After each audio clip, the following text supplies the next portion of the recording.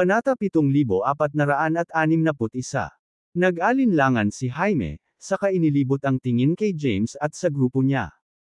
Sa kabila ng kanyang antas ng paglilinang, hindi niya matukoy ang kanilang base at lakas ng paglilinang, na labis na ikinagulat niya at nagpalalim sa kanyang paggalang.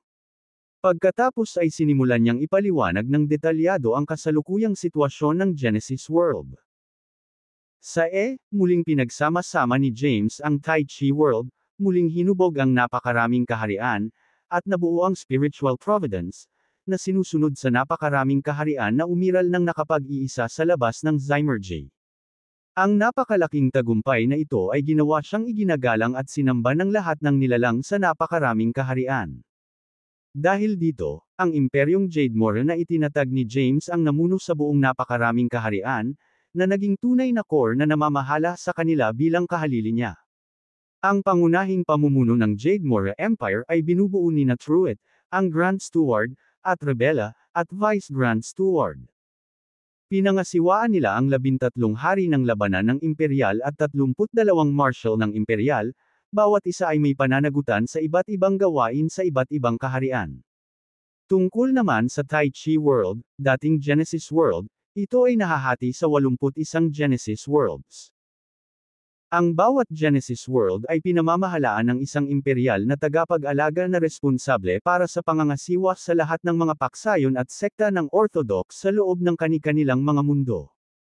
Para sa mga kaharian sa labas ng Tai Chi World, ang mga imperial na makalangit na landas ay ipinadala upang pangasiwaan sila, na mahalaga na nagsisilbing mga opisyal ng hangganan. Ang Great Historial ay nagsilbing pinakamakapangyarihang land ng Jademore Empire, isang misteryosong santuwaryo na humadlang sa napakaraming kaharian.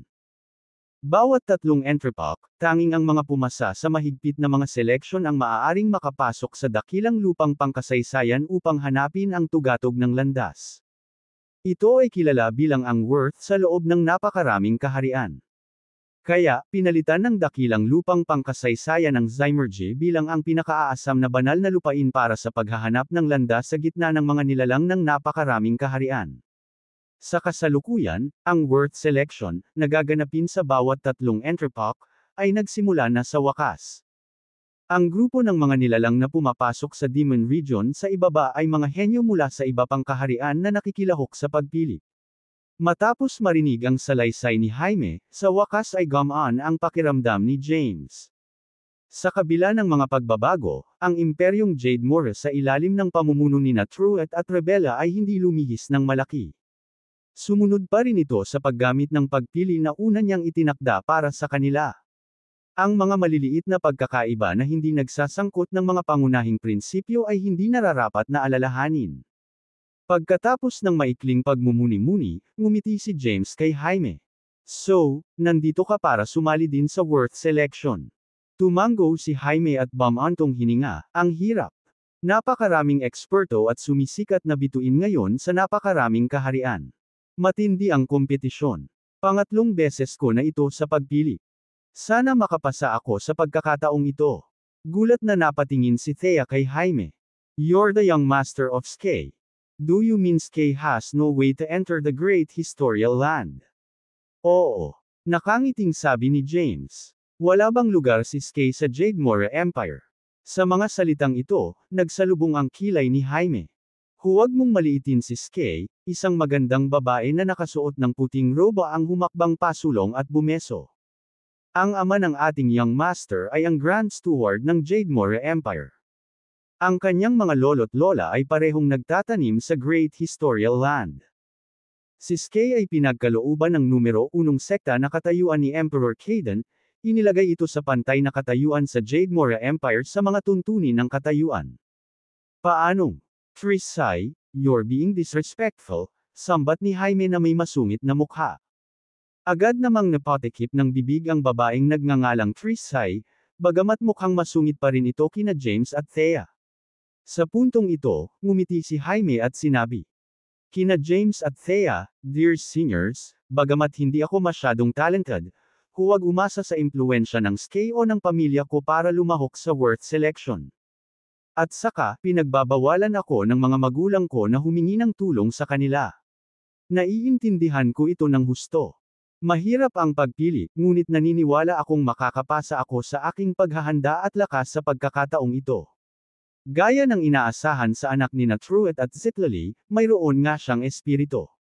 Tumingin si James kay Jaime at tumango, nakangiti. Kung ayaw mo, gusto naming panoorin ang Worth Selection. Tanong ni Thea, maaari mo bang gawing posible iyon, young master? Ang kahilingang ito ay medyo matapang, dahil ito ang kanilang unang pagkikita at sila ay mga estranghero. Nang makitang nag-aalinlangan si Jaime, napatingin si James kay Thea. Huwag mo siyang guluhin. The Worth Selection must have its rules. Lahat ng tao dumaan sa selection process. Hindi tayo pwedeng makialam lang. Hindi yun ang ibig kong sabihin, Jaime. Sabi, mukhang problemado. Mga senior, hindi ko makita ang base at lakas ng cultivation ninyo, ibig sabihin ay napakalakas ninyo. Kung sasali kayo sa pagpili, maaaring wakasan nito ang pagkakataon ng maraming nilalang. Nang marinig ito, tumawa si James at tinapik ang kanyang noo. Hindi namin nilinaw ang sarili namin. Gusto lang naming mag-observe, hindi makisali. Oo. Mabilis na tumango si Thea. Curious lang kami at gusto naming manood. Nang marinig ito, tumawa ng malakas ang kanina pa naguguluhang si Jaime. Kung mag-observe lang, madali lang. You can enter with US if you don't mind. Dapat mong malaman na ang mga nilalang nakalahok sa seleksyon na ito ay ang tunay na kapangyarihan ng napakaraming kaharian.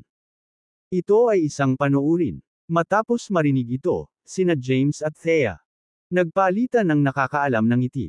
Ang pagsusuri sa paggawi ng kanilang mga kapatid ay makikita sa kung paano sila pumili ng mga talento at pinangangasiwaan ang mga bagay. Ang tinatawag na Worth Selection na ito ay isang perpektong pagkakataon. Kabanata 7462. Sa loob ng Yin's Void in the Dark World, isang kahanga-hangang bulwagan na nababalutan ng mga ulap ang nakatayong marilag sa itaas ng mga bundok. Sa loob, maraming martial expert ang nagtipon. Kung nandoon si James, nagulat siya. Ang mga eksperto na nagtipon doon ay ang lahat ng kanyang mga mortal na kaaway mula sa Genesis World. Kabilang sa kanila si Gladwin mula sa Time Sect, at ang matagal nang nawala na Pickmaster ng Mount Elixir, si Zerd.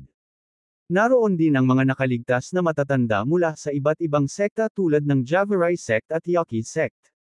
Ang pinakakapansin-pansin, maging ang gobernador ng Yang at ang apat na simbolo, na tinataka ni James sa Ying World, ay naroon. Sa pinakamataas na punto ng bulwagan, isang gwapong lalaki na nakasuot ng Snow White robe na may umaagos na buhok ang nakaupo sa isang gintong trono na nagliliwanag ng nakakasilaw na liwanag. Bahagyang nakapikit ang kanyang mga mata, at ang kanyang katawan ay nababalot ng maningning na purple gold aura, nakahawig ng isang banal na nilalang. Ang lalaking ito ay walang iba kundi si Lord Goyo, ang pinuno ng Five Path Emperors, na tumakas mula sa 49 na langit at kalaunan ay nagtago sa napakaraming kaharian, Contant Bell 0 Engste N0V, Lidister, Ma, O, R.G. Sa 49th heaven, halos hindi siya magagapi tulad ni James at dalawang Xanadu Divine Beings. Ngayon, walang kahirap-hirap siyang nang ibabaw sa napakaraming kaharian. Gamit ang kanyang supernatural powers, binalot niya ang Yin's Void sa Walproud Power, sinira ang spiritual providence na itinakda ni James at ihiwalay ang Yin's Void mula sa providence. Sa panahon ng kapigatian, ang mga top-tier na powerhouse ng Yin's Void, Hador at Zeveche Dragon, ay namatay habang pinuprotektahan si Lucille, na humahantong sa kawalan ng laman na nasa ilalim ng kontrol ni Lord Goyo. Gamit ang pundasyong ito, una niyang binuksan ang selyadong gobernador ng Yang at pagkatapos ay inutusan siyang tipunin ang lahat ng mga lumang kaaway ni James, na nagresulta sa kasalukuyang pagpupulong. Sa ilalim ng gabay ni Lord Goyo at suporta, ang mga powerhouse sa bulwagan ay umabot ng hindi bababa sa Xerxodeclon rank. Ang mga talento tulad ng gobernador ng Yang, ang apat na simbolo, Gladwin, at Zerd ay isang hakbang na lang mula sa Declon Maaya rank. Sa napakaraming kaharian, kung saan karamihan ay nasa Zaclon rank pagkatapos pagsamahin ang kanilang lakas, sinuman sa kanila ay maaaring mangibabaw. Lord Goyo, nagsimula na ang Worth Selection sa Jade Mora Empire, Magalang na iniulat ng gobernador ng Yang, gaya ng dati, lahat ng elite ng napakaraming kaharian ay magtitipon sa Demon Region, at ang iba't ibang mga panginoon ng Jade Mora Empire ay magtatagpo sa ang Forlot Land. Ito ang pinakamabuting pagkakataon para makaalis sa Yin's Void at makontrol ang napakaraming kaharian. Ang mga powerhouse sa bulwagan ay halatang nasa sabik. Sa Yin's Void, nagsanay sila sa ilalim ng Waltraud Power. Kanilang cultivation bases adot. Mabilis, ngunit bihira silang magkaroon ng pagkakataong lumabas. Ang pag-asam na maisakatuparan ang kanilang plano para sakupin ang kontrol ay pumuno sa kanila ng pag-asa. Dahan-daang binuksan ni Lord Goyo ang kanyang mga mata at pinagmasdan ng mga powerhouse, walang ekspresyon ang kanyang mukha. May balita na ba na bumalik si James sa napakaraming kaharian? Ang bigla niyang tanong ay nagdulot ng nakakabinging katahimikan sa bulwagan. Ang pangalang James ay isang bangungot para sa lahat ng naroroon, na pumukaw sa alinman sa nagngangalit na mga ngipin o nanginginig na takot. Pagkatapos ng maikling pag-aalinlangan, humakbang si Gladwin at sumagot, Lord Goyo, wala kaming natanggap na balitang bumalik si James sa napakaraming kaharian. Paano si Taiyi at Emperor Tapia? Kumunat ang noo ni Lord Goyo. May mga Diyos ba na biglang bumalik mula sa Zymergy? Namula ang mukha ni Gladwin sa tanong nito. Kabanata 7463. Damn it, sinong makakaalam? Ang buong napakaraming kaharian ay nasa ilalim ng dominasyon ng Jade Mora Empire, na napapaligiran ng isang makapal na espiritual na providence na may Zymergy, na ginagawang imposible para sa mga ordinaryong Diyos na makalusot. Ang tanging pasukan ay sa Great Historial Land, na naging bawal na lugar sa napakaraming kaharian. Ito ay binabantayan ng mga loyalista ni James, at maging ang mga pangunahing miyembro ng Jade Mora Empire ay nahihirapang makapasok. Paano maaaring malaman ng labas ng mundo? Itinaas ni Lord Goyo ang kanyang ulo at sinabi, naglakas loob kang abalahin ang aking paglilinang nang hindi nililinaw kahit ito. Takot na takot si Gladwin at agad na lumuhad. Panginoon Goyo, wala kaming nakitang mga Diyos mula kay Zymergy na lumilitaw sa napakaraming kaharian, kaya, Lord Goyo, yumuko ang gobernador ng Yang at sinabi, sa aming kasalukuyang lakas, si James ay lubos na matatalo kahit na siya ay bumalik. Lumingon si Lord Goyo, tinitingnan ang gobernador ng Yang na parang tulala. Gayunpaman, ang gobernador ng Yang ay patuloy na nasa sabik na kumuha ng kredito. Salamat sa aming walang humpay na pagsusumikap at sa iyong Waltraud Power, nakagawa na kami ngayon ng napakalakas na puwersa na may kakayahang magwalas sa napakaraming kaharian.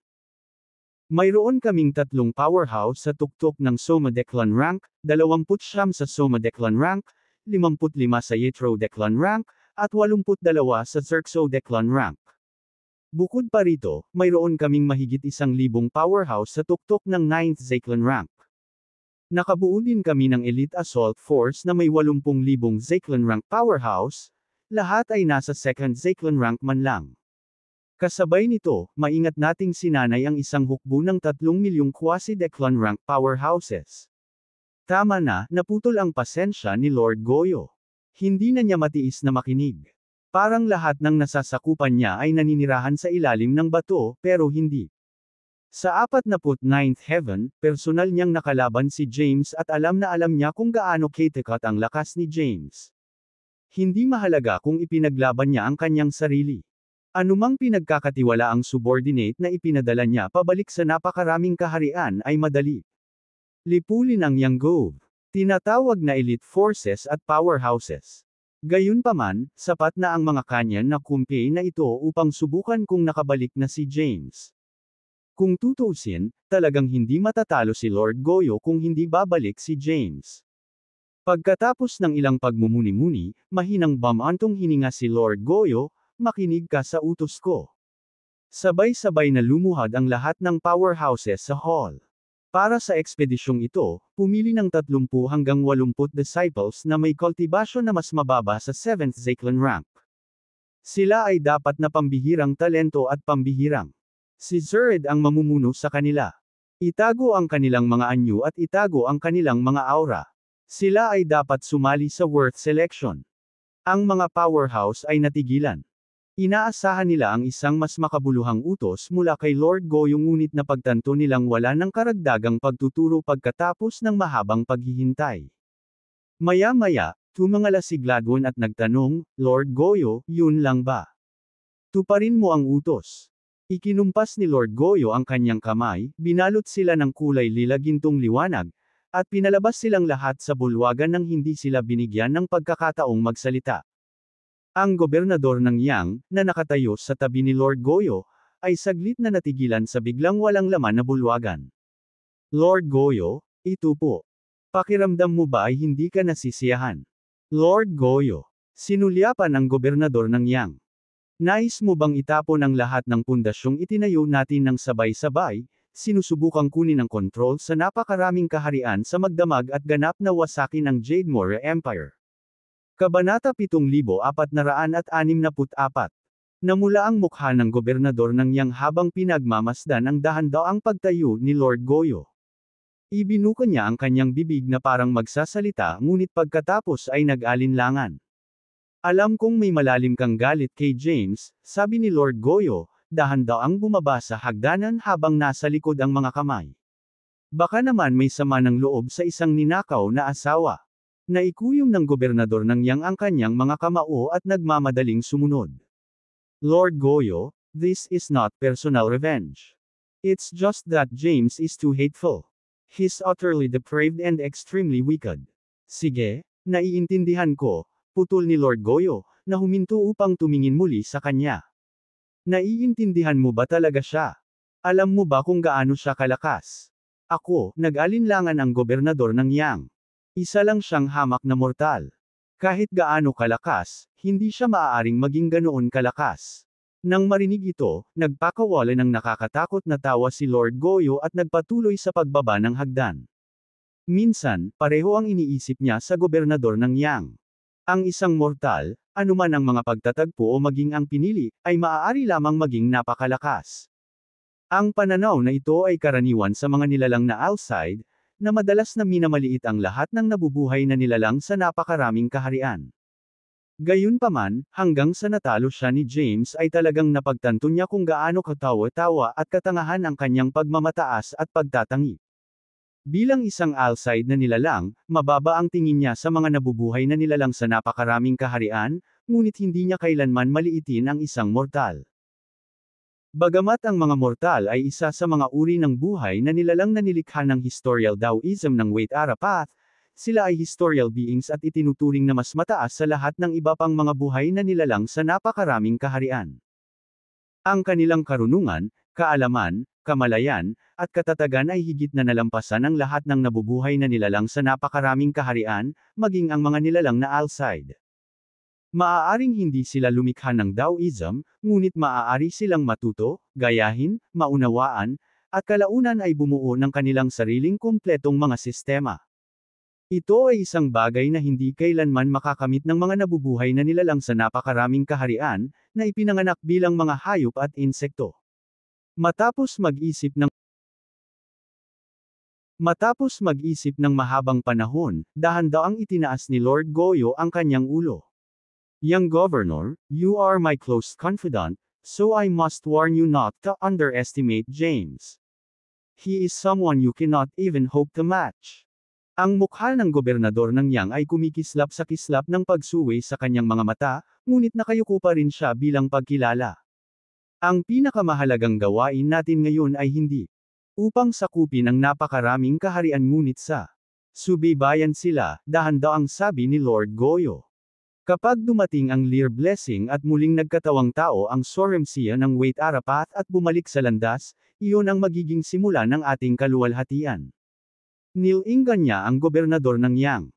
Bagaman ikaw ang huling lumabas sa mga Alcide beings, maaari mo pa ring makuha ang titulo ng Supreme Being sa pamamagitan ng paglilingkod sa Lear Blessing. Sa katayuan at kapangyarihan, ano ang gagawin? Isang bagay lamang na gobernador ng Yin. Maaari mong hintayin ang lahat ng mga diyosa ng Health Realm. 1310. Dual cultivate kasama mo. Nang marinig ito, ang mukha ng gobernador ng Yang ay lumiwanag sa pananibik, at siya ay nagmamadaling lumuhad upang yumuko. Salamat sa iyong paggabay, Lord Goyo. Tiningnan siya ni Lord Goyo na may kakaibang ngiti at tinulungan siyang tumayo. Nananatili ang iyong pagkakakilanlan bilang gobernador ng Yang. Hawak mo pa rin ang ganap na kapangyarihan at supernatural power sa napakaraming kaharian. Now, I have a secret mission for you. Do you dare to accept it? Nanlaki ang mga mata ng gobernador ng Yang. Ibigay mo ang iyong utos, Lord Goyo. Nakangiting tumanggo si Lord Goyo at sinabing dahan-dahan, gusto kong baguhin mo ang iyong hitsura, pumunta sa Forlet Land ng Jade Mora Empire, at lumusot sa Great Historical Land para mangalap ng impormasyon. Natigilan ang gobernador ng Yang. Kilala ako ni Lord Goyo, Fruit, Zitlali, at rebela at pamilyar sa aura ko. Hindi ko mate at tago sa kanila. Kabanata 7465. Bukod dito, ang dakilang lupang pangkasaysayan ay puno ng marami sa mga dati kong kakilala. Mayroon silang hindi kapani-paniwalang kapangyarihan. Bago matapos ang gobernador ng Yang, iniunat ni Lord Goyo ang kanyang kamay, na nagpapakita ng isang banal at nagniningning na espiritual na perlas.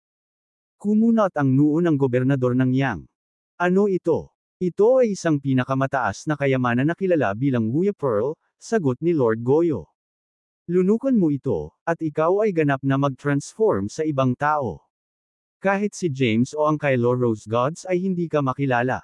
Napabuntong hininga ang gobernador ng Yang, napalunok ng husto habang nakatitig sa perlas na nasa kamay ni Lord Goyo. Ang ibig sabihin ba ng paglunok sa perlas na ito ay hindi na ako magiging gobernador ng Yang, hindi na ganito ang hitsura. Nakangiting tumanggo si Lord Goyo. Magpaalam ka sa lahat ng bagay tungkol sa iyong kasalukuyang sarili, na pananatilihin lamang ang iyong puso, kaluluwa, at mga alaala. Nakakuyom ang kanyang mga kamao, kinakabahang nagtanong ang gobernador ng Yang, at pagkatapos. Maaari ka nitong iangat sa Declan Mahayan rank, putol ni Lord Goyo. Tinatanggap mo ba? Nanlaki ang mga mata ng gobernador ng Yang sa kasakiman nang hawakan niya ang perlas at agad itong nilunok. Sa sumunod na segundo, bumalot sa kanya ang itim at puting gas, at bumagsak siya sa lupa, namimilipit sa sobrang sakit. Sa panunood nito, huminga ng malalim si Lord Goyo. Upang maabot ang iyong mga layunin, kailangan mong magbayad ng isang presyo. Mula ngayon, ikaw ay magiging ibang tao. Habang ang gobernador ng Yang ay sumisigaw at nagpupumiglas sa matinding paghihirap, ang itim at puting liwanag ay kinain siya, na bumubuo ng napakalaking gas na lumutang sa walang laman ng bulwagan. Huminga ng malalim si Lord Goyo at dahan-daang lumingon. James, ikaw talaga ang una sa Greater Realms na nagtulak sa akin sa ganitong lawak. Dahil ang digmaang ito ay umabot na sa pinakamahalagang punto nito, naniniwala akong babalik ka sa napakaraming kaharian upang hanapin ako. Pagdating ng panahong iyon, may ihahanda akong engranding regalo para sa iyo na hindi mo inaasahan. With that, bigla niyang pinahaba ang kanya kamay, na nagpapadala ng hindi mabilang na agos ng Waltraud power patungo sa gas kung saan naroon ang gobernador ng Yang. Sa gitna ng pambobomba ng kapangyarihan, ang mga hiyawa ng gobernador ng Yang ay lalong tumitindi hanggang sa tuluyang nawala. Break! Mahinang utos ni Lord Goyo. Sumabog ang gas, na nagpakita ng isang phantom figure na agad na nahulog sa lupa. Magiging James Caden ka, sabi ni Lord Goyo. Ang peras na iyong nilunok ay naglalaman ng lahat tungkol sa kanya, na nagpapahintulot sa iyo na gayahin ng perpekto. Kanya. Kailangan mong linangin sandali, pagkatapos ay bumalik ka agad sa Jade Mora Empire bilang James Caden, namumuno sa napakaraming kaharian sa ilalim ng aking lihim na utos. Tandaan, kung magpapakita ka ng anumang tanda ng pagkakanulo, gagawin kitang sirain ang sarili, tinitiyak na hindi ka na muling magkakatawang tao. Agad na lumuhad at yumuko ang phantom young governor. Go, now. Sabi ni Lord Goyo na may kasamang masasamang tawa. Isa lang ang entrepok mo. Ang multo ay bumangon, naging isang kislap ng purple gold sword light, at naglaho. James Caden, magsisimula na ang ating laban para sa napakaraming kaharian. Ang mga mata ni Lord Goyo ay kumikinang sa matinding determinasyon habang nakatingin sa labas ng bulwagan. Kabanata 7466. Ang Worth Selection na inorganisa ng Jade Mora Empire ay isang napaka-seremonyosong kaganapan.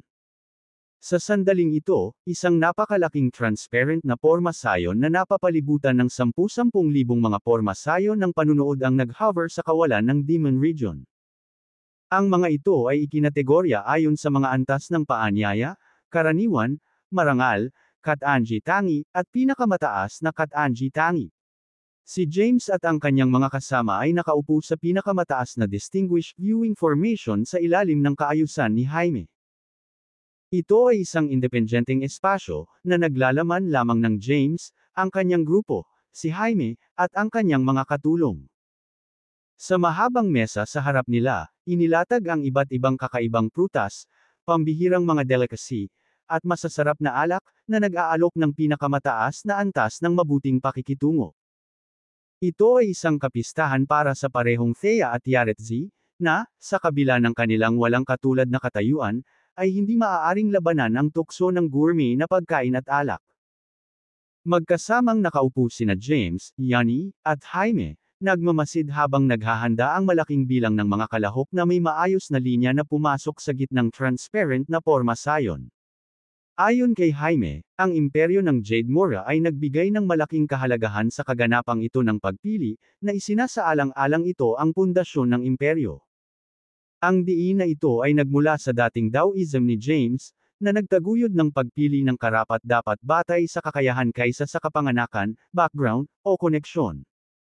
Ang meritocratic ethos na ito ay nag-ugat sa iba't ibang larangan, mula sa pinakamataas na echelon ng Jade Mora Empire hanggang sa pinakamababang hanay nito.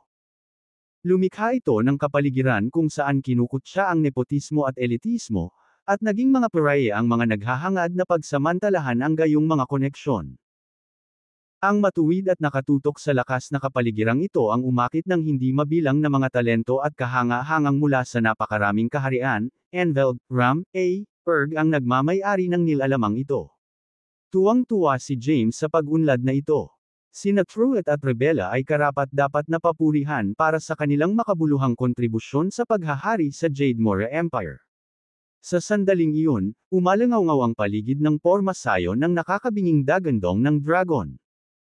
Biglang, libo-libong Dragon Knight, nakasuot ng baluti at nakasakay sa mga banal na dragon, ang lumitaw sa paligid ng pormasayon, na ipinapalagay ang kanilang mga itinalagang posisyon na may kahanga-hangang presensya.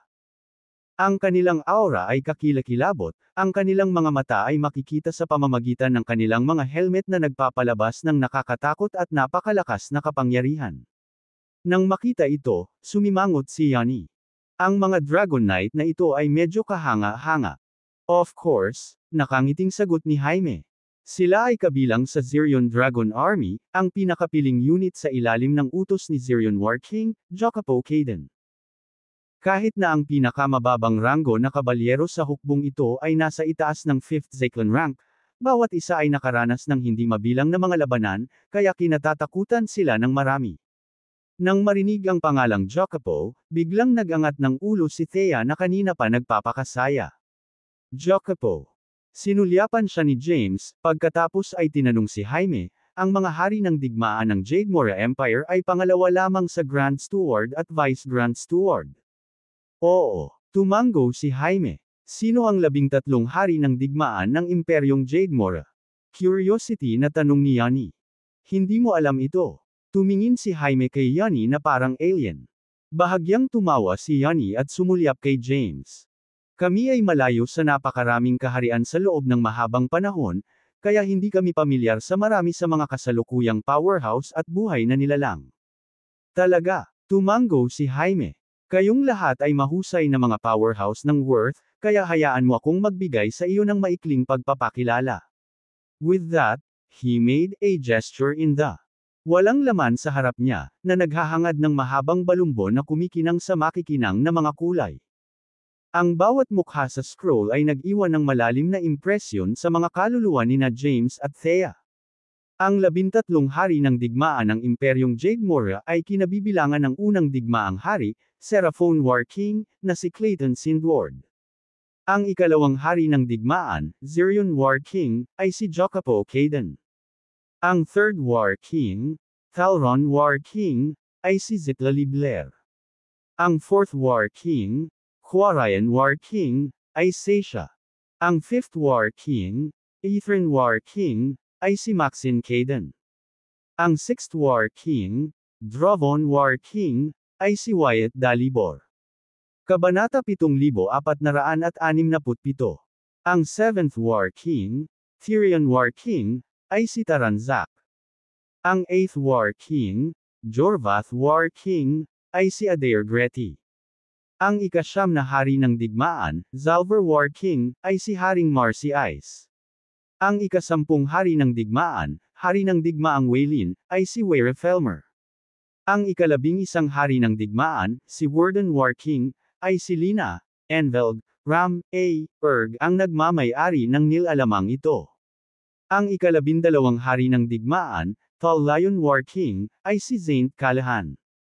Ang ika-13 hari ng digmaan, Jorvan War King, ay si Makara Jodocus. Matapos basahin ang tungkol sa 13 hari ng digmaan ng Imperyong Jademora, labis na nabigla si James. Kilala niya ang lahat ng mga taong ito. Matalik niyang kaibigan sila, at ang ilan ay mga anak pa niya. Sa paghusga sa kanilang talento at karunungan, ang mga sumisikat na bituin na ito ay dapat na maging dominanteng mga pinuno, ngunit hindi nila dapat malampasan ang mga super powerhouse sa loob ng 100,000 entrepop. Iniisip niya kung saan napunta si Lord Zenda, Lord Zoltan, at ang iba pang mga panginoon ng Great Historial Land, kasama na ang mga kasalukuyang status ng 3 sect leaders at Zenital Rock Matron. Jacopo and Zaint are also among the 13 war kings of the Jademora Empire, sabi ni Thea habang papunta sa likod ni James. Ganyan ba talaga sila ka-outstanding? Nagkibit balikat si James na hindi sigurado. Nagsalubong ang kilay ni Jaime. Ang tinutukoy mo ba ay ang Zirion War King at ang Talron War King? Hindi ba ang Talron War King ang nanay mo? Inilibot ni Thea ang mga mata kay Jaime. Si Zaint Callahan ang tinutukoy ko, ang Tall Lion War King. Tumawa si Jaime. Tunay na maraming biro tungkol sa pagkalito sa pagitan ni Zaint at ng aking ina. Gayunpaman, ang dalawang War King na binanggit mo ay ang pinakamalakas sa Jademora Empire. Lalo na ang Zirion War King. Ang kanyang combat power ay dapat na mauna sa 13 War Kings. Siya ay pumangalawa lamang dahil ang Seraphon War King ang kanyang master. Itinuro niya ang Zirion Dragon Army sa labas ng Grand Formation. Ang Zirion Dragon Army ay personal na itinatag ng Zirion War King bilang pangunahing elite field army ng Empire. Sa libo-libong entrepop, ang 200,000 Zirion Dragon Army ay nasakop ang lahat ng mga hadlang at mga kaaway, na sinisiguro ang pamumuno ng Jademora Empire. Ang kanilang reputasyon ay walang kapantay, na ginagawa silang nangungunang koponan ng Empire. Matapos marinig ang sinabi ni Jaime, nagkatinginan sina James at Thea, bakas ng pagkagulat ang mga mukha nila. Hindi nila inaasahan na magiging kahanga-hanga ang kanilang anak. Mula nang mag-apprentice siya sa ilalim ni Clayton, mabilis siyang bumangon at nagkaroon ng hindi kapani-paniwalang mga pakikipagsapalaran, na maihahambing kay James mismo. Jacopo Caden. Iniisip ni Yanni ang pangalan. Pagkatapos, binigyan niya ng makahulugang tingin si James. Parang may naintindihan siya pero nag-aalangan siyang magsalita. Sa sandaling iyon, biglang nagtanong si Yusef, ano ang kasalukuyang cultivation base ni Jacopo? Napahinto si Jaime at saka ngumiti. Minsan sinabi ng aking ama, hindi kasama ang mga Grand Patriarch ng dakilang lupang pangkasaysayan, si Jacopo ay dapat ang hindi mapag-aalinlanganang pinakamalakas sa napakaraming kaharian. Tumingin ulit siya kay Yusef. Kung interesado kang makipag-sparring sa kanya, kikiligin siya. Shall I arrange a time for you? Puno ng kumpiyansa ang kanyang mga salita, sinasalungat ang mapanghamong tono ni Yusef at ipinagtanggol ang kagalang-galang na katayuan ni Jacopo sa kanyang puso. Nang malapit nang tanggapin ni Yusef ang hamon, pinigilan siya ni Yaretzi. Yusef, magpakita ka ng respeto. I think it's a good idea, nakangiting sabi ni James. We don't need to find an opportunity. We can go now and have a match with him. Lahat ng nasa Grand Formation ay natigilan sa kanyang mga sinabi. Kabanata 7468. Baliw ka ba? Agad na hinawakan ni Thea ang tenga ni James. Nasa Declan Mahayan rank si Yusef. Anak natin. Ang mga tunay na bayani ay bumangon sa harap ng kahirapan, putol ni James. Kung tunay na sinasabi ni Jacopo na siya ang pinakamalakas sa napakaraming kaharian, dapat niyang tanggapin ang anumang hamon. Ito ang kanyang pangunahing tungkulin bilang pangunahing kapangyarihan.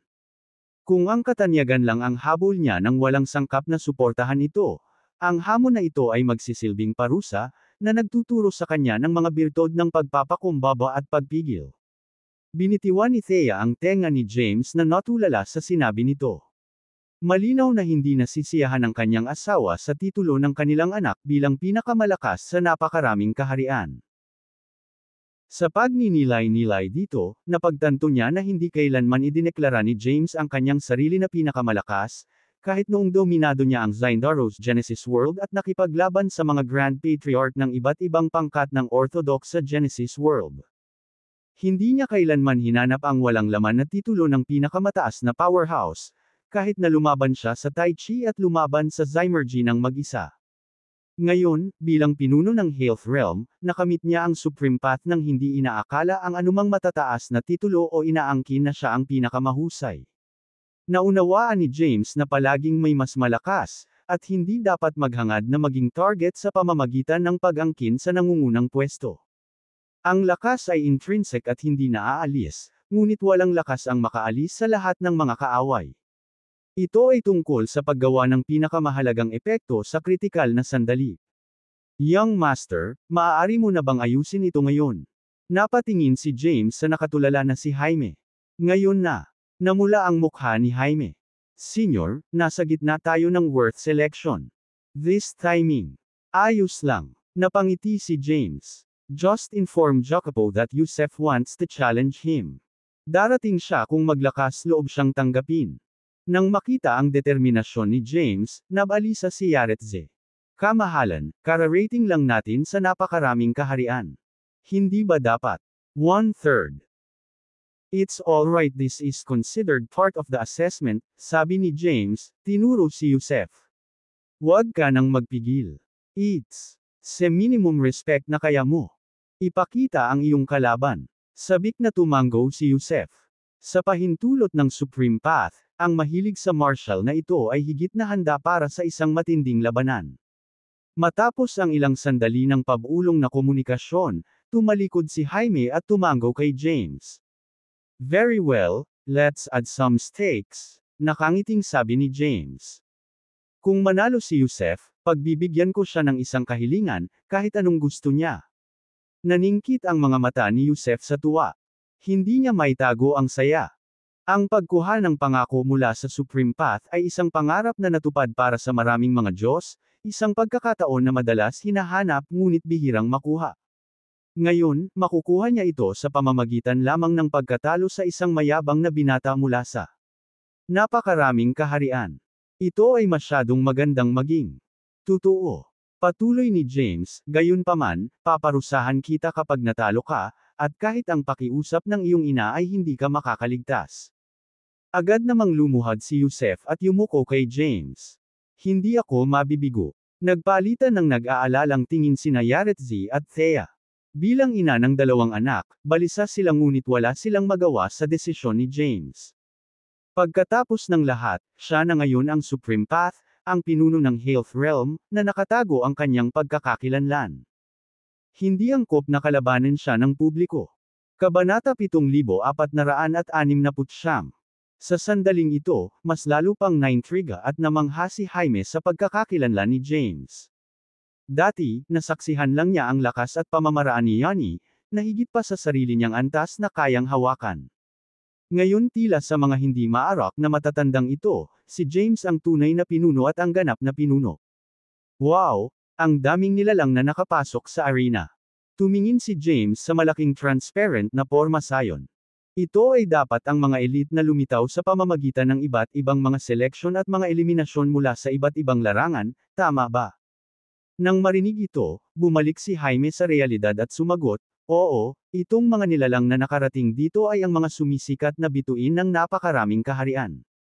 Kahit na maalis sila sa worth selection, hindi sila babalik sa kanilang orihinal na lugar. Sa halip, magkakaroon sila ng mas magandang pagkakataon. Oh! Tanong ni James na may malaking interes, saan sila pupunta? The War Demon Tower, sabi ni Jaime sa bawat salita. Iyon din ay isang landas upang umakyat sa pinakamataas na kaharian ng dakilang lupang pangkasaysayan. Nang marinig ito, ipinakita ni James ang isang makabuluhang ekspresyon. Tila sinundan nga ni Truett at Rebella ang kanyang Taoism of talent selection. Para sa mga namumukod tanging individual na ito na lumabas mula sa napakaraming kaharian, hindi nila hinayaang matukoy ng isang malaking pagpili at kompetisyon ang kanilang landas sa paglilinang. Sa halip, marami silang paraan upang suriin at piliin, na nagsisikap na matiyak na walang magsisisi. Papasok na ang Doom Race. Tingnan mo ang mga mukha nila, sabi ni Jaime. Sinundan ni James ang kanyang tingin at nakita ang 10,000 nilalang na nakasuot ng pilak na damit na may nagniningas na pulang Doom Race na mga emblem sa kanilang mga dibdib na papasok sa arena, agad na nakatanggap ng tagay mula sa lahat ng mga manunood at mga kilalang bisita sa paligid. Ang Doom Race ay ang lahi ni Wyatt at Zizzle. Nagulat si James na ang Dooms ay umunlad sa napakalaking lawak. Sila ay isang grupo ng mga hindi gaanong mahalagang tao, sabi ni Jaime na may paghamak. Kung hindi dahil kay Uncle James, na hindi pinansin ang mga nakaraang hinaing at nanguna sa kanila na labanan ang pagsalakay ni Zyle sa Dark World, na kalaunan ay dinala sila sa Forlet Land, paano sila magiging mayabang ngayon? Nang marinig ito, kumunat ang noo ni James. Young Master, parang hindi ka nasisiyahan sa Dooms. Sila ay isang grupo ng mga ambisyosong traidor, ngumuso si Jaime. Patuloy silang nagpaplano upang sakupin ang kontrol ng Jademora Empire at pagkatapos ay dominahin ang buong napakaraming kaharian. Natigilan si James. Gusto nilang sakupin ang Jademora Empire. Anong ibig mong sabihin? Let me put it this way, galit na sabi ni Jaime. Noong si Uncle James ay pinangangasiwaan ang napakaraming kaharian, ang Doom Race ay maingat at masunurin, hindi nagpapakita ng kanilang lakas at nakatuon lamang sa pagpapahusay ng kanilang sariling kapangyarihan. Habang nakipagsapalaran si Tio James sa Zymergy, at kalaunan ay sumunod ang aking tiyahin, naniwala silang wala ng mas malakas na pagpigil, kaya nagsimula silang kumilos ng walang ingat. Mga karapatan sa nilalaman ng Envelder, Ama. Ang Forlet Land ay may kabuuang 5 layer. Ginamit nila ang dahilan ng malaking bilang ng mga nilalang na lumilipat mula sa madilim na mundo upang sakupin ang 3 buong layer. Siyempre, kung para sa mga nilalang ni ang buong madilim na mundo, hindi ito labis na galit na nagpatuloy si Jaime. Gayunpaman, ginamit nila ang bandila ng mga nilalang ng madilim na mundo upang ilaan ang 2 sa 3 sinakop na layer na exclusive para sa kanilang lahi. Lalo na nang dumating si Yemi Dalibor, hinimok niya si Wyatt Dalibor na makipagkumpetensya para sa mga mapagkukunan ng paglilinang sa lahat ng dako, na nagdulot ng kaguluhan sa imperyo ng Jademora. Kahit na ang mga senior figure tulad ni Taran, Henrik, Cairo, King Marcy Ice, at Zavian ay na-squeeze palabas ng Forlet Land sa ilalim ng kanilang pressure at kailangang manirahan sa mundo ng Skybridge. Bago pa siya makatapos, isang bayulente. Ang pagbabago-bago ay sumabog mula sa kalawakan. Sila ay papasok. Kasunod noon, ang isang malakas na hangarin sa pagpatay ay mabilis na natipon at nagpakita sa isang hindi kapani-paniwalang gwapong binata. Jaime, anong kalokohan na naman ang binubulalas mo? Dahil sa biglaang pagsaway ay kinilig ang galit na si Jaime. Napalingon din sina James at Thea at agad namang nabigla sa nakita. Kabanata 7470. Jacopo, ang bilis mong dumating. Bahagyang natigilan si Jaime. Pagkatapos, tuwang-tuwa siyang sumugod at niyakap ang gwapong binata. Tumalon-talon siya, kinikilig na parang masayang bata. Sa isang sigaw, hinailan ng gwapong binata si Jaime sa tenga, na milipit ang mukha sa sakit. Jacopo, masakit. You little rascal, matigas na sabi ng gwapo. Lahat ng contestant para sa Worth Selection ay pumasok na sa arena. Bakit ka pa nakikigulo dito? Ano bang problema mo ngayon? Habang hinihila pa ang tenga, mabilis na ikanaway ni Jaime ang kamay bilang pagsuko. Nakilahok ako, ginawa ko talaga. Habang nagsasalita ay nagmamadali siyang nag-abot ng kumikinang na token sa gwapong nilalang. Pagkakita nito ay parang nabigla ang gwapong nilalang. Ang Marcy Ice token. Inagaw niya ito, pinakawalan si Jaime, at sinimulang suriing mabuti ang token. Totoo, kinakabahang sabi ni Jaime. Jacopo, nakuha ko talaga ang Marcy Ice token at nakakuha ako ng pwesto sa finals. Hindi ko na kailangang pumasok sa arena ngayon. Nanatiling tahimik ang gwapo, tila naghahanap ng ebidensya ng panloloko ni Jaime sa token. Sa sandaling ito, nagpalitan ng tingin sina James at Thea at mapait na ngumiti. Sa katunayan, ito ang kanilang anak, si Jacopo Caden. Sa paghusga sa kanyang ipinakitang lakas, nasa threshold na siya ng Declan Mahayana rank. Ang kanyang buong pagkatao ay naglabas ng isang mabigat na aura, na nagbibigay ng isang nakakatakot na presensya na maaaring yumanig sa kaluluwa ng isang tao. Ang temperament at cultivation base na ito ay malinaw na hindi nakamit sa pamamagitan lamang ng mga elixir o pagsasanay sa isang dojo ngunit nahasa sa pamamagitan ng walang humpay na pakikipaglaban sa kahirapan. Ito ba talaga ang anak natin? Ipinadala ni Thea ang kanyang boses kay James. Of course, nakangiting sagot ni James. Ang maliit na bastos na ito ay higit na sanay kaysa sa akin. Mula nang umalis kami sa napakaraming kaharian, mayroon siyang zero pyrite karapatang-ari 2024 na Naive, Eldrama. Lumahok sa mahigit 800,000 laban. Kalahati sa mga iyon ay soap fights kung saan siya ay nagtagumpay laban sa mas malalakas na kalaban. Higit sa 1,000,000 powerhouse, na may mas mataas na cultivation base at mas mahabang pagsasanay, ay nahulog sa kanyang mga kamay. Nang marinig ito, nanlaki ang mga mata ni Thea sa gulat, at bigla siyang napasigaw, itong pamatay na demonyo. Hindi niya natapos ang kanyang pangungusap. Dahil gumuhit ang kanyang tandang. Ang atensyon ni Jacopo at lahat ng tao sa paligid nila. Mabilis, siya. Tinakpan niya ang bibig niya, nakatingin. Namangha. Sa isang sulyap lang kay Thea, iniwas ni Jacopo ang kanyang tingin at saka sinabi kay Jaime, huwag mong hayaang malaman kung nagsisinungaling ka, kung hindi. Ayoko, ako. For sure won't. Jaime. Para manalo dito. Content below. Nakipaglaban ng ngipin at kuko sa pagpili. Ikaw ang aking idolo, Jacopo. Gusto kong maging isang bayani na kasing kapangyarihan at kasing lakas mo. Hinding-hindi ko. Sino ang gustong hamanin ako? Pinutol ni Jacopo si Jaime. Napatingin si Jaime kay Yusef. Kasunod ng kanyang titig, pinagmasdan ni Jacopo si Yusef, na tumitig din pabalik ng buong hangarin sa labanan. Sa sandaling iyon, dalawang Supreme Martial Enthusiast ang nagsalubong ng tingin sa isa't isa, na tila nasa bingit ng pagsiklab ng isang matinding labanan. Kabanata 7471. Sinigurado ni James na walang makakakita sa kanya habang bahagyang pinitik ang kanyang mga daliri. Sa isang iglap, ang porma sayon na nakapalibot sa kanila ay pinalakas ng manipis na layer ng pinagmumulan ng landas. Sa kabilang banda, ang matinding liwanag na sinag ay bumaril sa mga mata ni Yusef at Jacopo at nagbanggaan sa hangin. Ang epekto ng banggaan ay lumikha ng isang malakas na agos ng hangin na tinangay si Jaime at ang kanyang mga tauhan. Bumangga ang grupo ng mga lalaki sa barrier ng formation sa likod nila. Mabilis na itinaas ni Thea ang kanyang kamay at binato ang isang layer ng Hongrom aura sa mga lalaking iyon.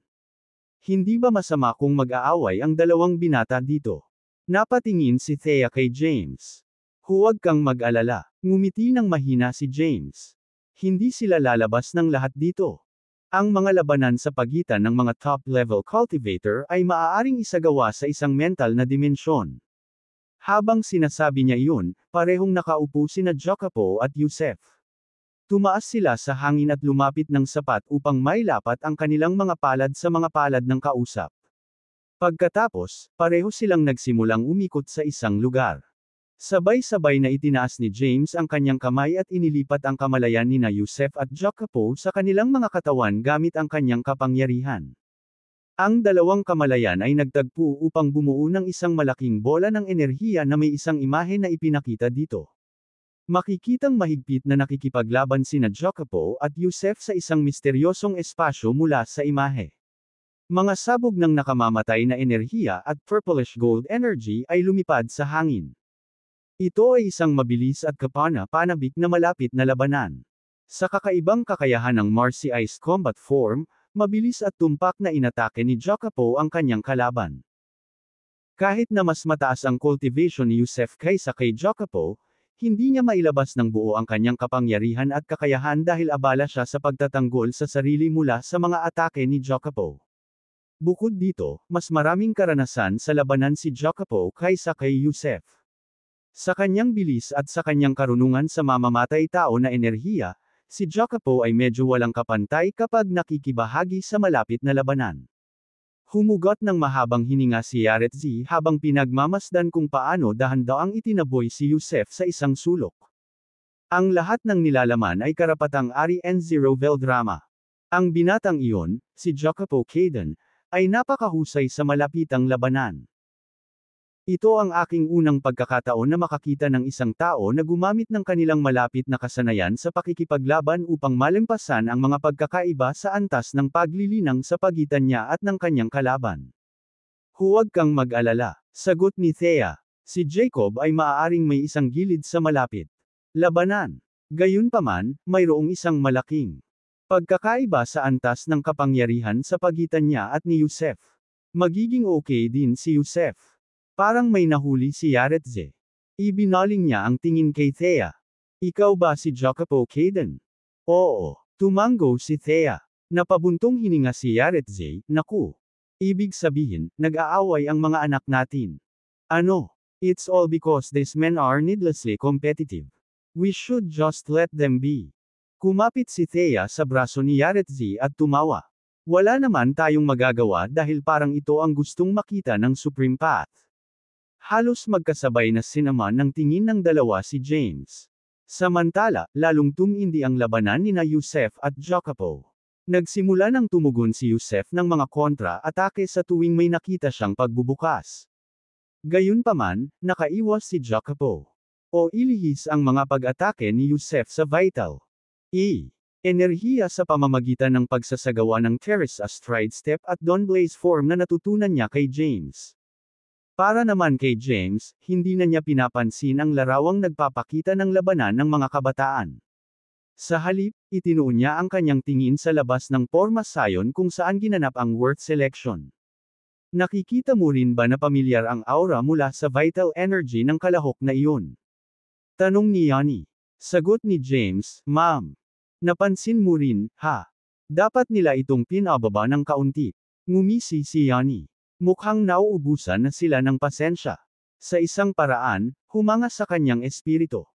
Mahinahong sinabi ni James, ang tanging ibang kaaway na nakaharap na nagpakita ng ganitong antas ng pagtitiyaga ay ang muling pagkakatawang tao na si Xavion.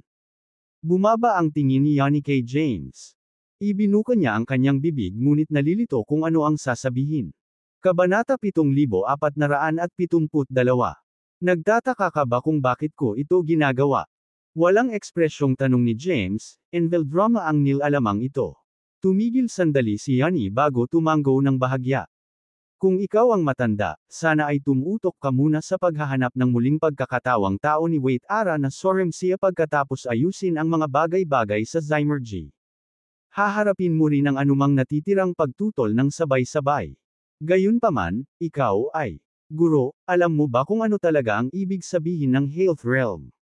Putol ni James. Alam mo ba ang pagkakaiba ng Xanadu Realm at Health Realm? Natahimik si Yanni. Ang Health Realm ay lumitaw mula sa 49 na Taoism na nilikha ng 9 Kailoros Gods of Nothingness, paliwanag ni James. Ito ay isang mundong pinaninirahan ng mga buhay na nilalang at marami pang ibang entity. Ang Health Realm ay naiiba sa Xanadu Realm dahil hindi ito one-dimensional. Sa halip, ito ay isang makulay, multi-dimensional, hindi pangkaraniwang lugar. Huminga ng malalim si James. Maging hayop o halaman, hanggat sila ay naglilinang, maaari nilang matutunan ang mga paraan ng landas, magkaroon ng anyo ng tao, at magkamal ng higit pang paglilinang. Ang bawat nilalang ay may iba't ibang mga damdamin, karanasan sa buhay, at karma. Sa ilalim ng impluwensya ng mga Taoism na may kaugnayan sa oras at espasyo, ang mga nilalang ay maaaring unti-unting pag-uri-uriin sa isa o higit pang mga grupo, tulad ng mabuti, masama, malakas, at mahina ang mga sekta at paksayon ay lumalaki at dumarami, na lumilikha ng mga bago at kawili-wiling nilalang. Sinalubong ni James ang tingin ni Yanni. Ang isang kahanga-hanga, mapaghimala na lugar na puno ng mga sorpresa tulad nito ay hindi dapat tumigil sa pag-iral. Mayroon kaming lahat ng dahilan upang protektahan at pangalagaan ito. Napailing si Yanni. So, sang-ayon ka sa sinabi ko? Nagpatuloy si James, paano kung sabihin ko sa iyo ang kahanga-hangang lugar na ito, maliban sa Zymergy, ay na-ostracize dahil sa ilang mga pagkiling tungkol sa mga pinagmulan at pinagmulan ng mga nilalang dito. Ano ang mararamdaman mo tungkol doon? Napabuntong hininga si Yanni pagkatapos ng maikling paghinto. Sinasabi mo ba na ang pagtatasa sa mga nabubuhay na nilalang at pagpapadala ng napiling grupo sa kanila hanggang sa Zymergy ay mas apurahan kaysa sa paghahanap ng Sorumsia ni Wait Ara? Hindi mo talaga masasabing mas mahalaga ang isa kaysa sa isa. James. 2. Umiling. Bakit ikaw? Magkahiwalay ang mga bagay kapag maaari silang makamit ng sabay. Nanlaki ang mata ni Yanni. Hindi kaya na kumpirma ni James na ang muling pagkakatawang tao ni Wait Ara na Sorumsia ay nakatago sa mga kalahok ng Worth Selection. O may iba pa siyang plano? Napaisip si Yanni. Sa anumang paraan, ito ay hindi isang bagay na maaari o dapat niyang itanong pa. Kung hindi, lampasan ni Yanni ang kanyang mga hangganan at aakitin ng mga hindi gustong hinala. Napatingin siya sa labas ng formation. Ano ang gagawin natin sa mga lalaking iyon, kung gayon?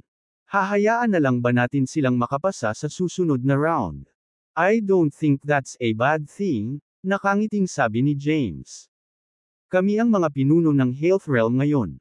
Maaari kaming maging mas mapagbigay at bukas ang isip. Kaya mo yan, syempre.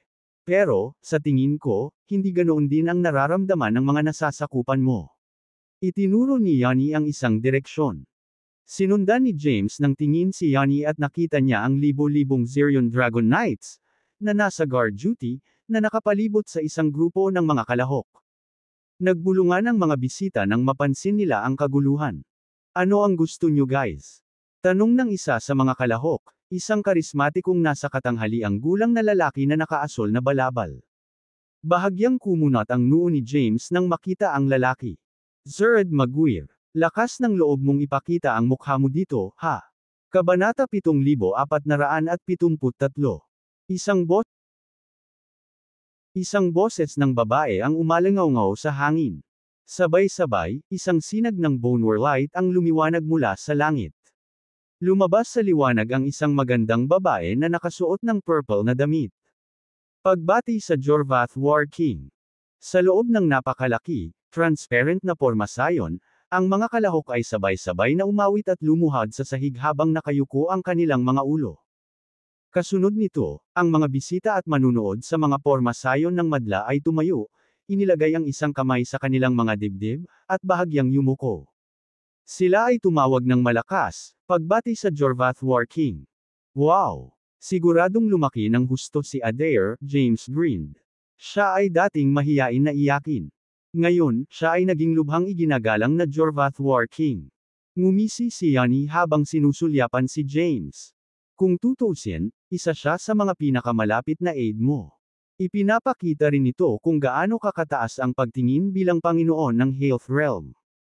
Napangiti na lang si James sa mga sinabi na medyo sarkastiko sa pandinig niya, and Veldrama holds discontent. Habang magalang na binabati siya ng lahat, nanatiling nakatutok ang tingin ni Adair kay Zered.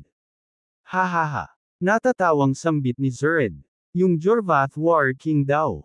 Sino ang nakakaalam na ang isang ordinaryong dating miyembro mula sa Mount Elixir ng Timea Sect ay magiging isang kilalang tao na may titulong ganoon?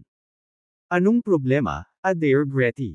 Lalabanan mo ba ang dati mong guru pagkatapos na maging isa sa 13 mandirigma ng Jademora Empire sa pamamagitan ng pagkuha ng pabor ni James Caden?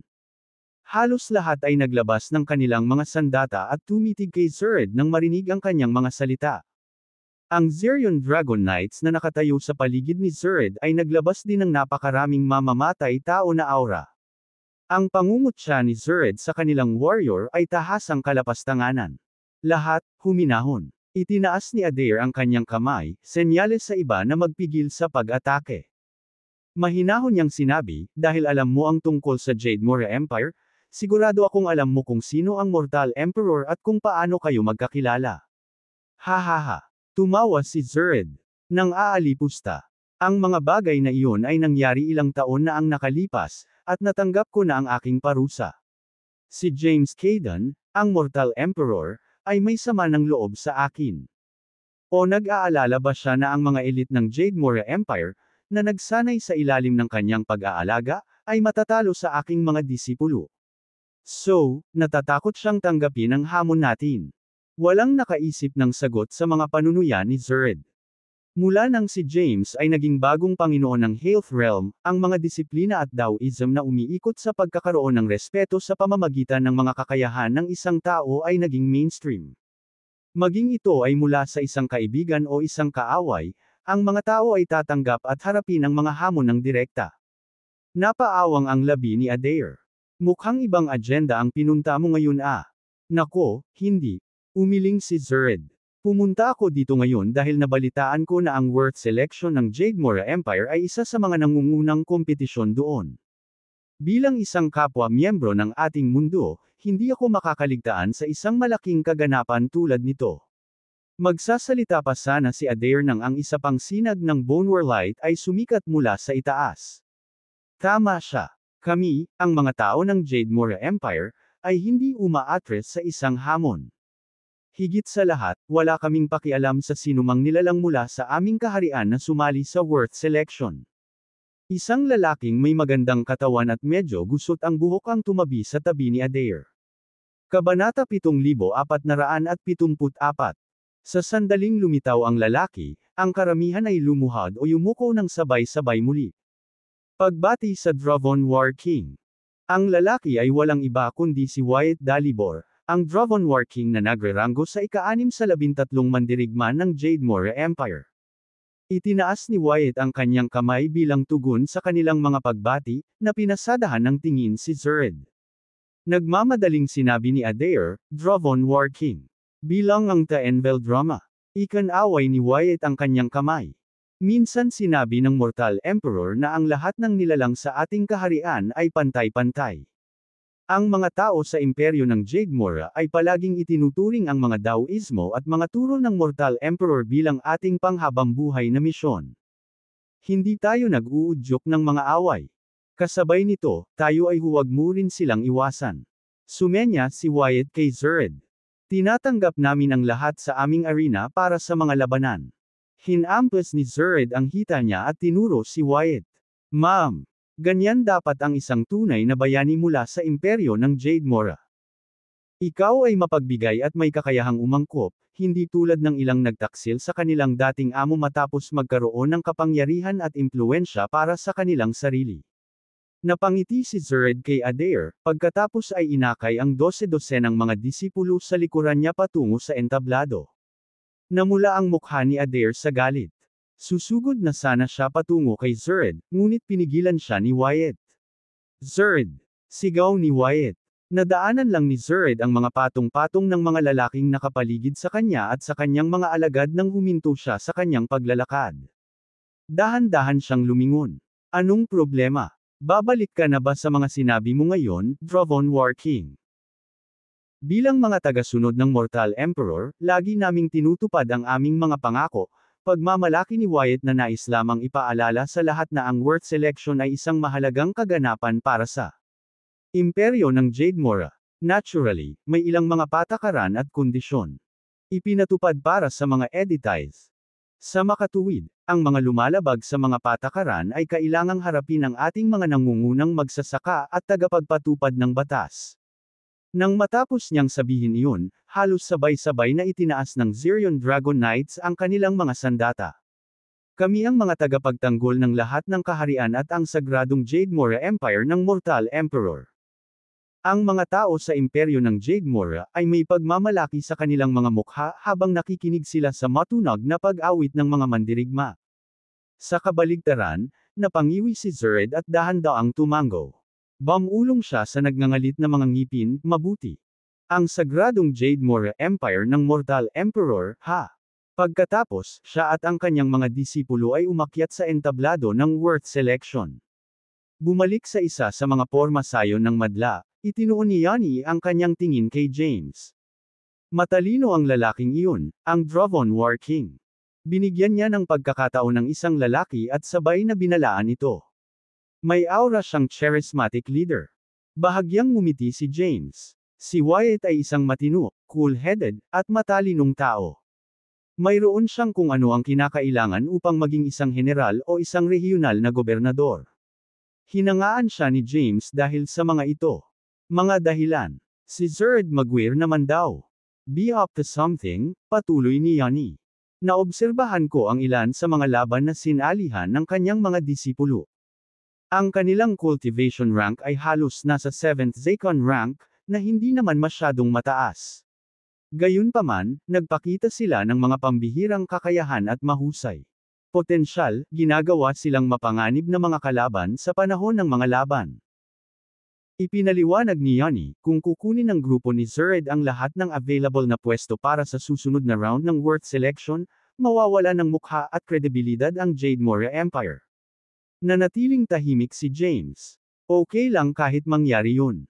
Ang problema. Nagpakita ba si Zerd dito para lang manggulo sa Worth Selection? Pagtataka niya. Kabanata 7475. Sa sandaling iyon, umubo si Yusef ng isang subo ng dugo at nagising mula sa labanan sa isip.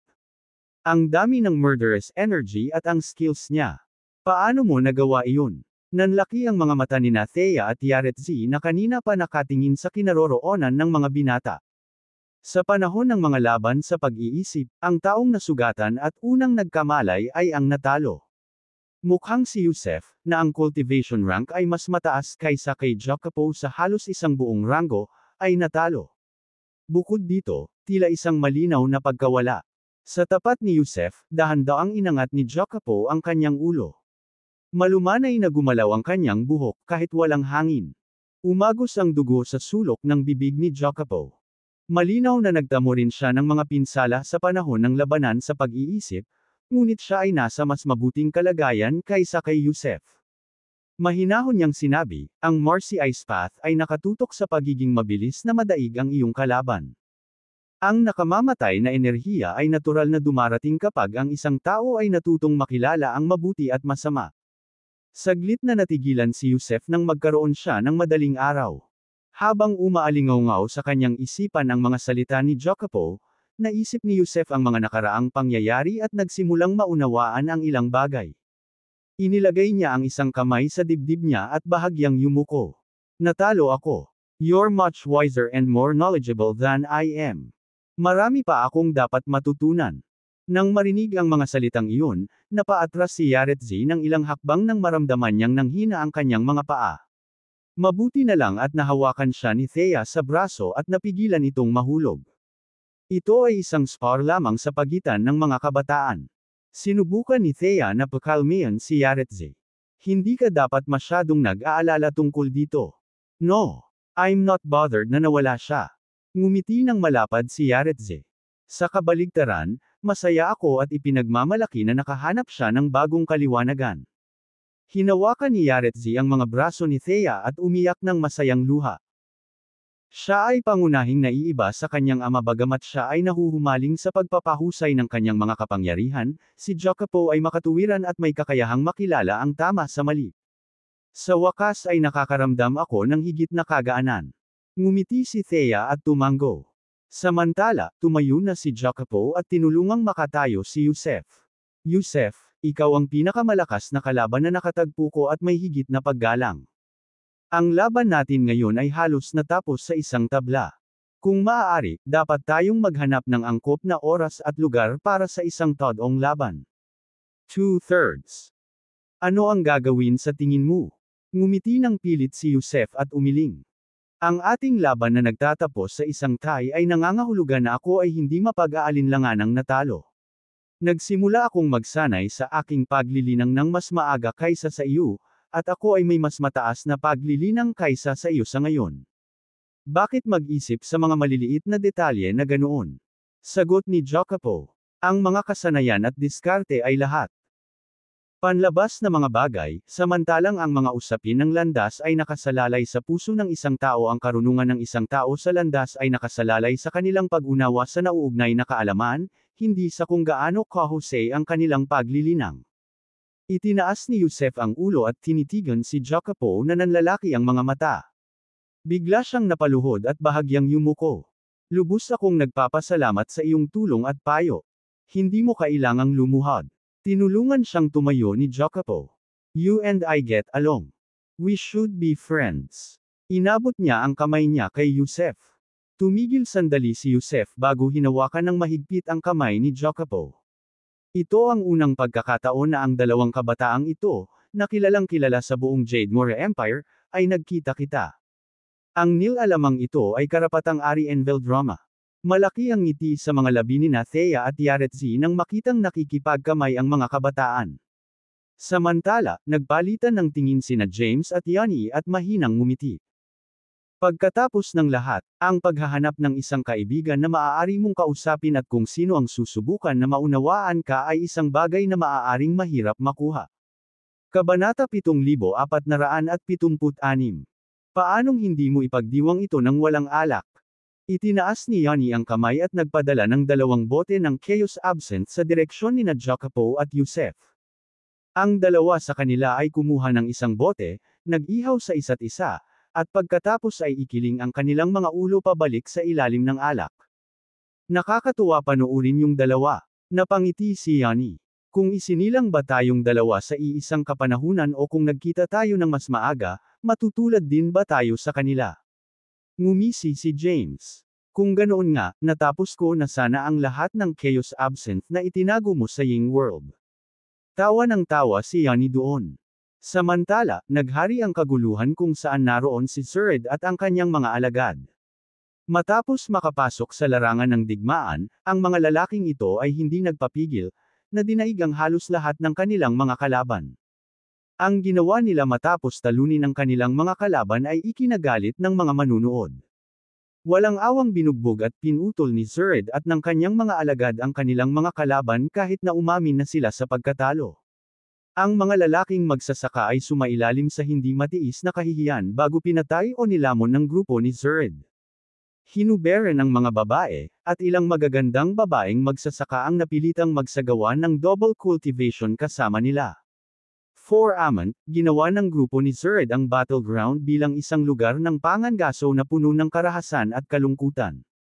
Ilang beses, gustong pumasok ni Adair para pigilan ang mga barbaric na gawaing ito, ngunit pinipigilan siya ni Wyatt sa bawat pagkakataon. Isa sa mga panuntunan ng Worth Selection ang nagbabawal sa mga opisyal ng Jade Empire na makialam sa mga laban. Higit pa rito, nilagdaan ng mga kalahok ang kasunduan sa pakikilahok at form ng waiver bago pumasok sa Worth Selection. Ganap nilang alam ang mga panganib na kasangkot sa pagsali sa kaganapang ito. Hindi pinahintulutan sina Adair at Wyatt na makialam sa labanan, kahit na ito kasangkot ang kanilang mga alagad o iba pa ng Jade Empire. Hahaha. Malakas na tumawa si Zered. This content is karapatang Ari Envel drama. Hindi ba't sinabi nila na ang pinakamahusay sa mga pinakamahusay sa buong AF-Realms ay sumali sa Worth Selection? Ngunit, wala pang kalahati ng aking mga disipulo upang talunin ang lahat ng mga kalahok na ito. Ito lang ba ang mayroon ka, mga elite ng Jade Empire? Siya. At, meron.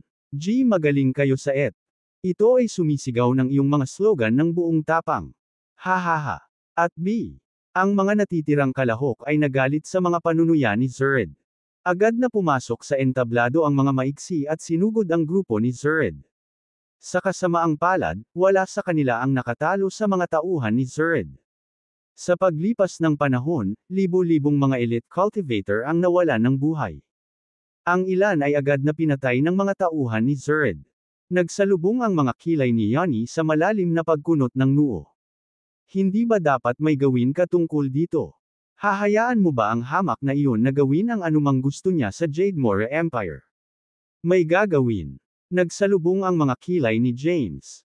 Ipapagawa ko ba sa'yo, o ako mismo ang gagawa? Nanghina ang boses ni Yanni. O dapat ko bang hilingin kay Thea o Yaretzi na gawin ito bilang kapalit natin? Tanong ni James. Kabanata 7477. Nagsalubong ang kilay ni Yanni. Yusef and Jacopo will do, right? Hindi rin sila ang tamang tao. Umiling si James. Karamihan sa mga tauhan nila ay nasa 7th Zeklan rank. Baka masira ang reputasyon ng Jademora Empire kung magpapadala tayo ng mga tauhan ng Declan rank para labanan sila. Bumangon si Yanni. Anong gagawin natin? Tatayo ba tayo at hahayaan silang pumatay? Hindi naman natin hahayaan na gawin nila yun, syempre. Nagmaterial si Jacopo malapit sa kanila at mahinahong sinabi, walang paraan na hahayaan natin ang isang tulad niya na madumisan ang reputasyon ng Jademora Empire. Itinaas niya ang kanyang kamay at nagpadala ng bola ng murderous energy sa masa ng Hongrome aura na pinakawalan ni Thea kanina. Makalipas ang ilang segundo, hinayla palabas si Jaime mula sa misa ng Hongrome aura. Jacopo, muntik na akong mas-suffocate dyan. Stop. Let me do the talking first. Pinaikit ni Jacopo ang kanyang mga mata. I have a mission for you. Lipulin ang mga masasamang tao sa stage at dalhin mo sa akin ang ulo ni Zered. Inangat ni Jaime ang kanyang ulo. Sino si Zered?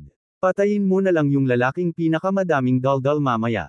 Sumingit si James, gayunpaman, ilaan ang iilan sa kanila dahil kailangan nating hayaan silang magpatuloy sa susunod na round. Awkward na huminto si Jaime. What's wrong? Natatakot ka ba ngayon? Tiningnan siya ni Jacopo sa mata. Magagawa mong kumpletuhin ang gawain kung nakuha mo ang Marcy Ice token gamit ang iyong sariling mga kakayahan. Itinuwid ni Jaime ang kanyang likod at mariing sinabi, huwag kang mag-alala, Jacopo. Tatapusin ko ang misyon.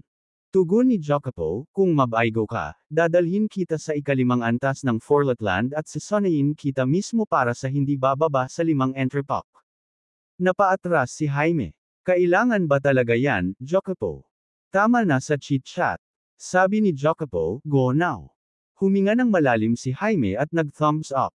Nang maglalakad na sana siya, hinawakan ni Thea ang braso niya at pinigilan siya. Gawin mo ang lahat mamaya, anak. Huwag kang mag-alala. Palihim niyang itinapat ang kaunting Hongrome aura sa palad ni Jaime.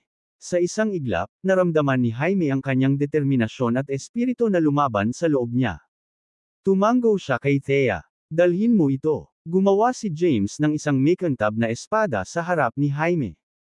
Gusto kong makita kung kaya mo bang gamitin ang matuwid na aura tulad ng iyong lolo.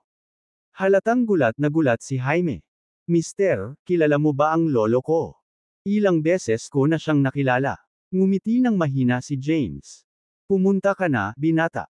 Hindi mo lang ito ginagawa para sa iyong sarili, kundi para sa iyong pamilya, Skay, at sa Jademora Empire. Napasulyap si Jaime sa mga tao sa paligid niya. Pagkatapos, hinawakan niya ang hawakan ng espada at pinalabas mula sa formation ng audience. Ang bata ay dapat magkaroon ng kung ano ang kinakailangan. To do it, right? Humugot ng mahabang hininga si Yanni. Siya ay may talento at potensyal. Ang natitira ay isang pagkakataon para sa kanya na paunlarin ang mga ito. Ito ay ari-arian karapatang ari ng Enveldrama. Gayunpaman, si Zered ay isang Declan Mahayana rank cultivator. Patuloy ni Thea, natatakot akong wala si Jaime kung ano ang kailangan para maputol ang ulo ni Zered. Saglit na napatingin si Jacopo kay James. Tapos, bamaling ang tingin niya kay Thea. May gusto siyang sabihin pero hindi niya mahanap ang tamang salita. Sa huli, tumahimik si Jacopo. Kabanata 7478. Nalaman ba ni Jacopo na tayo na? Natanggap ni James ang voice transmission ni Thea noon lang. This is property karapatang ari of Enveldrama. Judging from his expressions, he probably noticed something but is still doubtful. Humalaklak si James habang ipinadala ang kanyang boses. I can see he's calmer and more sensible now. The longer he's staying silent about it, the more we have to work on keeping our identity concealed. It's for his own good din. Inilibot ni Thea ang kanyang mga mata. Bilang isang ina, napakasakit para kay Thea na tumayo sa harap ng kanyang anak na matagal na niyang hindi nakikita at magpanggap na isang estranghero. Inakala niya na kahit sinong ina ay mararamdaman din niya. At the same time, naintindihan ni Thea na pumunta sila ni James dito hindi lang para subukan ang kakayahan ng mga kaibigan nila. Higit sa lahat, nilalayon nilang alisin ang soremsiya ni Wade Ara at ang kanyang mga katulong para maiwasan ang Lear Tribulation. Ang kanilang ginagawa ay lubhang mapanganib. Hindi nila maaaring ipagsapalaran na masangkot ang kanilang mga anak at ilagay ang kanilang buhay sa panganib. Samantala, isang madyugo at nakakakilabot na tanawin ang makikita sa loob ng isang transparent formation sa malapit. Habang sunod-sunod na umakyat sa entablado ng liwanag ang maraming natatanging magsasaka, walang awa na pinatay ng mga alagad ni Zered ang lahat ng sumunod sa kanila. Gayunpaman, ang bilang ng mga magsasaka na nagmamadaling umakyat sa entablado ay hindi nabawasan. Ang mga lalaking ito ay tila determinado na pabagsakin ang mga tauhan ni Zered anuman ang mangyari. Sa puntong iyon, ang inalagaan nila ay hindi ang worth selection. Ang mga magsasaka na ito ay nakikipaglaban upang protektahan ang pagmamalaki nila sa kanilang mga tao, ang Jademora Empire, at ang mga bagay na kanilang pinaniniwalaan. Sa isang sulok ng entablado, hinaplos ni Zered ang kanyang balbas at tumawa ng masama. Sa lahat ng mga pagpatay na ito, naramdaman niyang sa wakas ay nakaganti na siya kay James sa lahat ng kahihiyan na dinanas niya. Ang kilig at kasiyahang dumarami sa kanya ay nagparamdam sa kanya na matapang at hindi magagapi. Sa kabilang banda, pinalibutan ng mga alagad ni Zered ang isang bagong pangkat ng mga magsasaka sa entablado. Biglang, isang sinag ng sword light na nabuo mula sa Bonewar Light ay lumipad mula sa malayo. Swoosh! Swoosh! Swoosh! Swoosh! Habang mabilis na lumipad ang liwanag ng espada sa paligid nila, nanlaki ang mga mata ng mga tauhan ni Zered sa gulat ng mapagtantong hindi sila makagalaw. Boom! Sa isang malakas na ingay, ang sinag ng sword light ay dumapo sa gitna ng entablado at nag-transform sa isang tao. Si Jaime iyon. Sandaling natahimik ang mga kalahok sa entablado at ang mga manunood ay naghahabol ng hininga. Maging si Zered ay tumigil sa pagtawa. Inayos niya si Jaime ng matinding titig. Flop! Isa sa mga alagad ni Zered ang nakatayo sa tabi. Onto though Jaime dropped face up. Nakahiga sa sahig. Tumalsik ang dugo mula sa isang hiwa sa kanyang lalamunan na parang fountain. Ang pangalawa, pangatlo, at pang-apat na tao ay bumagsak sa sahig sa katulad na mga kondisyon. Mas maraming tao ang nahulog sa sahig, at lahat sila ay mga tauhan ni Zered. Nagpumiglas ang huli sa kanila na bumangon. Kamay niya at tinakpan ang sugat niya. Leeg. Tinuro niya si Jaime at nanginginig na sinabi, "Ikaw. Isa kang Declan rank cultivator." Pagkatapos, ang lalaki ay bumagsak sa sahig tulad ng iba. Ang mga nakaligtas na kalahok at mga manunood ay lahat ay nabigla. Maging sina Adair at Wyatt ay nabigla sa biglaang pagbabago ng mga pangyayari. Ang lakas ng loob. Tumahol si Zered, "Sino ka? How dare you kill my disciples?" Sabay-sabay na bumaril kay Jaime ang natitirang mga lalaking nakatayo sa likuran niya na si Zered at pinaikot-ikot siya. Lahat sila ay nakatingin kay Jaime ng masama. Kabanata 7479. Samantala, itinaas ni Jaime ang makintab na espada sa kanyang kamay. Talagang matalas ang espadang ito. Sa tingin ko kaya nitong tumagos sa halos kahit ano. Anvil, ma-exclusive karapatang-ari material. Iniwas niya ang espada ng paalang na may kaunting puwersa. Agad, isang pinong sinag ng sword light ang nabuo at inihagis pasulong. May mga tunog ng pag-spray ng likido habang ang apat na alagad ni Zered ay nilaslas ng sinag ng liwanag ng espada. Bumagsak sila ng husto sa sahig, wala ng buhay. Ang natitirang mga tauhan ni Zered na nakatayo sa paligid ni Jaime ay nanginginig ng hindi mapigilan, na likas na itinaas ang kanilang mga sandata at umaatres. Ikaw! Ikaw! Tinuro ni Zered si Jaime at galit na sumigaw, "Sino ka? Anong ginagawa mo?" Pagkatapos, sinaman niya ng tingin sina Wyatt at Adair, na kanina pa naliligaw sa iisang lugar. "Ganito ba ang ginagawa mo sa Jademora Empire?" Ang mga patakaran ng worth selection ay malinaw na nagsasaad na ang mga cultivator na mas mataas sa 9th Zeklan rank ay hindi pinapayagang sumali sa event. Paano mo ito ipapaliwanag, kung gayon? Sabay turo ulit ni Zered kay Jaime. Obvious naman na isa siya sa Declan rank. Are you people of the Jade Mora Empire going to openly cheat just to save face?